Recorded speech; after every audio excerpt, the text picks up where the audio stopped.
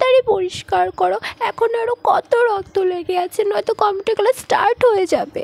এইটা তো আমি পরিষ্কার করে নেবো, বাট তুই কাপড়ে কি করবি? আর এই বিল্ডিং বন্ধ কি করে করবি? আমিও জানি না, তবে এটাকে এখন সোয়েটার দিয়ে কোনোভাবে কভার করে কম্পিউটার ক্লাসে চলে যাই। কি হচ্ছে এখানে? আর তুমি এখানে কম্পিউটার ক্লাসে যাওনি?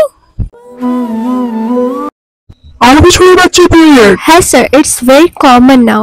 আর আই থিঙ্ক আমাদের এখন বাচ্চাদের এই ব্যাপারে সচেতন করে দেওয়া উচিত। ঠিক আছে, তাহলে কম্পিউটার ক্লাসের পর সব মেয়েদের জন্য একটা স্পেশাল ক্লাস অ্যারেঞ্জ করে দেবো।